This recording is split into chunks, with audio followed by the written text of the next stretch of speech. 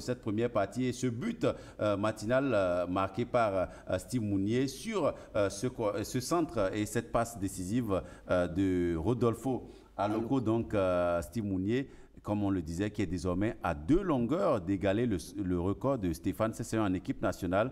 22 buts pour l'attaquant de Augsbourg et 24 buts pour l'ancien joueur du Paris Saint-Germain, Stéphane Sessegnon. Oui, absolument. Et c'est une phase de jeu bien construite où les Béninois ont été tous dans la dynamique positive et ça a donné le but. Stéphane Sessegnon, buteur, mais aussi passeur décisif dans j'y arrive, dans ce même match avec cette talonnade suite à l'erreur commise par le gardien de but, Sekwane Mourane. Oui, hésitation donc déjà de Lacial et Sekwane qui voulait faire une remise qui a été manquée et les Béninois, avec cette inspiration de Steve Mounier, ont fait la différence.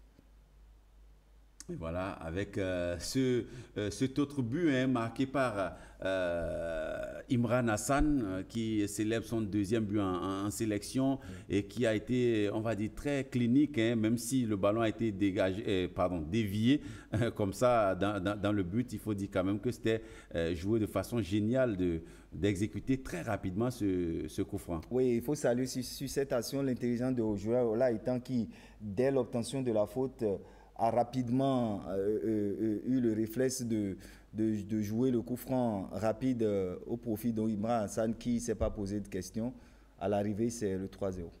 Et le score de 4-0 qui va entrer dans l'histoire des annales du foot béninois. 4-0 infligé à une équipe en match officiel. Franchement, là, c'est, on va dire, une classe, simplement une masterclass d'ailleurs, avec cette occasion également manquée par Junior Olaitan. Il y a eu de quoi quand même corser le score et d'avoir un score plus lourd à la fin avec ce ballon qui...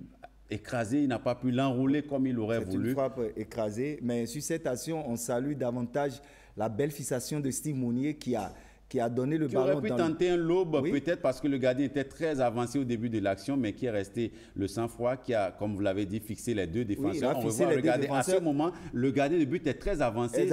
Et on voit également l'effort donc de Rontondi qui oblige le second défenseur, le second Assial, à quand même à lui prêter attention, comme exactement. on dit. Donc, et à la fin, c'est une conjugaison d'efforts, mais surtout d'intelligence au niveau de Steve Mounier qui fit suffisamment, qui exploite l'appel de son compère de l'autre côté. Et derrière, il y a un énorme Olaitan qui a fait un grand